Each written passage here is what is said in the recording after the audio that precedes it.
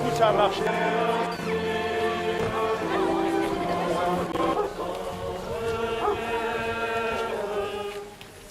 Sur les pas de cette petite mais si grande carmélite, dont la vie fut si brève mais si pleine, et qui polarise aujourd'hui les suffrages et les supplications de cette petite troupe priante que vous êtes. Le peuple des simples, qui vont droit à Dieu sans pharisaïsme, comprend que pour aller à Dieu, c'est-à-dire sans risque de s'arrêter avec complaisance sur soi-même, il faut passer avec modestie par ceux qui sont le très pur et le très authentique reflet de Dieu. Quand on se sent pauvre, quand on se sent dans la détresse, faible, impuissant, on saisit la première main qui nous est tendue.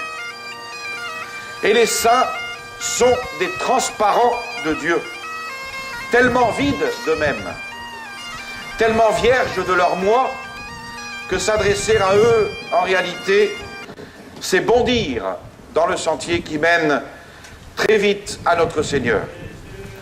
Voilà ce que devinent confusément les âmes attirées par notre Seigneur, au milieu du fouillis, au milieu de la puérilité des requêtes dont elles l'assaillent par des intermédiaires. Avant de mourir, Thérèse, sainte Thérèse, avait bien prédit qu'elle passerait son ciel à faire descendre comme une pluie de roses sur la terre. Mais d'abord, tous ces pétales de roses ne consistent pas en grâce naturelle, en grâce matérielle. On ne lui demande pas que des guérisons, des succès scolaires ou financiers. Bon nombre de ces pétales sont d'un ordre très élevé, tout spirituel. On lui demande des conversions, des illuminations, des vocations. En outre, la dévotion à Sainte Thérèse de l'Enfant Jésus, dans cette dévotion, il y a plus que les grâces reçues ou demandées. Il y a un charme, un attrait. Sainte Thérèse, on ne la prie pas seulement, on l'aime. Et c'est parce qu'on l'aime qu'on la prie.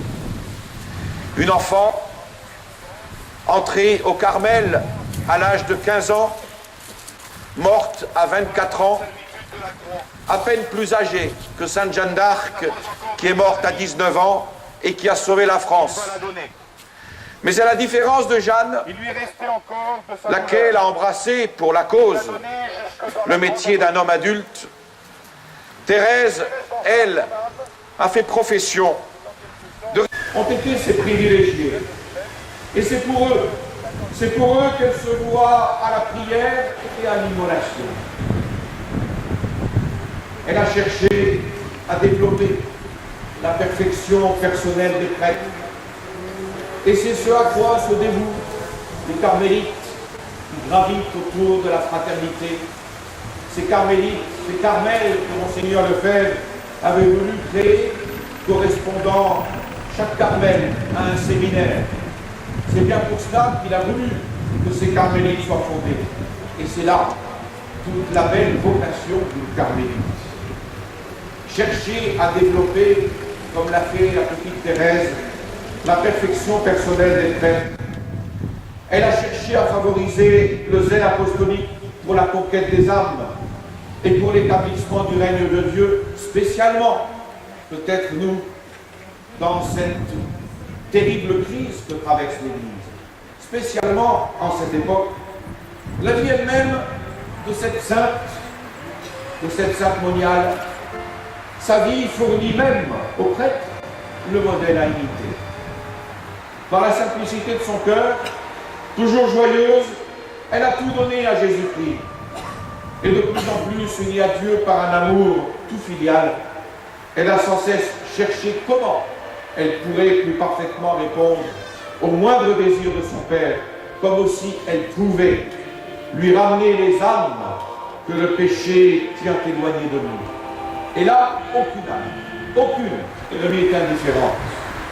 La plus endormie dans le péché n'est-elle pas susceptible de provoquer, par sa conversion, une véritable joie dans le ciel? La plus tiède n'est-elle pas capable de secouer sa torpeur et de battre un jour d'un amour enthousiaste pour l'hôte divin qui habite pour l'instant si à l'étroit en elle? Voyez, quand on compare les mots et les besoins de notre époque aux exemples, aux leçons de Sainte Thérèse de Lisieux, on reconnaît sans peine que la Carmélite de Lisieux a été donnée par le ciel à notre temps pour raviver en lui l'intelligence et la pratique de la dévotion à l'Église. Certaines tendances internes qui détournent les âmes, certains assauts extérieurs qui ont attaqué et qui attaquent l'institution de l'Église se sont conjurés. Et dans les âmes, que voit-on? L'influence d'un individualisme orgueilleux, jaloux, qui se rebelle instinctivement contre les disciplines, contre les autorités.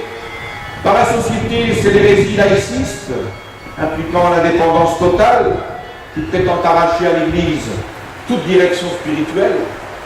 Eh bien, si l'on contemple, si l'on étudie un tant soit peu Sainte Thérèse, par l'affirmation de ses paroles, par le témoignage de ses actes, elle nous ramène à la claire vision de ce que l'Église est pour nous et de ce qu'il faut que nous soyons pour elle. À chaque page, on sent que cette Vierge cloîtrée, d'un invincible élan, rejoint les sommets et les immensités de cette Église. Fille de l'Église, elle étend sa sollicitude aimante et généreuse à tous les intérêts de cette société divine, à tous les membres vivants de ce corps mystique. Elle prie, elle se mortifie, elle s'immole à l'intention de la Sainte Église et de toutes les âmes. Et elle a retenu l'héroïque et vibrant appel de sa grande patronne, Sainte Thérèse d'Avila. Ô mes sœurs en Jésus-Christ, aidez-moi à prier notre Seigneur pour les âmes. C'est pour cela que Sa Majesté nous a réunis ici. C'est là notre vocation. Ce sont là vos affaires. Là doivent tendre nos désirs.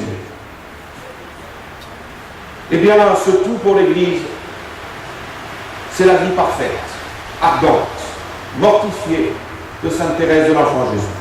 Et c'est ainsi que par ces exemples, par ces leçons, la Vierge de Lisieux nous apprend à aimer, à servir, à exalter la Sainte Église, même si elle nous paraît parfois, par moments, éclipsée. Elle nous invite à nous sacrifier au besoin pour ses ministres, pour sa cause, pour ses enfants. Elle fait plus encore. Elle fait plus encore que nous enseigner. Elle nous exhorte à l'entreprendre. Et l'histoire de l'âme nous livre des pages essentielles sur ce point. Alors l'Église catholique, au milieu des hostilités qui la menacent, au milieu des hérésies ouvertes ou latentes qui l'éclipsent, a discerné le secours opportun que lui ménageait la Providence, en faisant éclore une si merveilleuse fleur de sainteté. Le premier pape qui eut à se prononcer sur Sainte Thérèse, ce fut Saint Pidis, qui, à la vue du rayonnement qui s'épanouissait autour de la petite Thérèse, avait jugé déjà très opportun de la proposer comme un secours pour les âmes. Et c'est lui qui, dans une vue prophétique, proclamait Thérèse de l'Enfant Jésus la plus grande sainte des temps modernes. À celle qui avait pratiqué et prêché la dévotion pour l'Église, l'Église était, pour ainsi dire, impatiente de témoigner officiellement sa dévotion.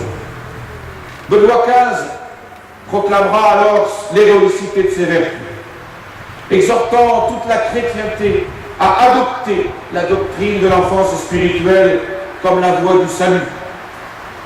Le pape Pie XI confirmera cet appel, l'appel de cet enfant privilégié, la déclarant bienheureuse et patronne des missions carmélitaines, et plus tard la plaçant sur les autels.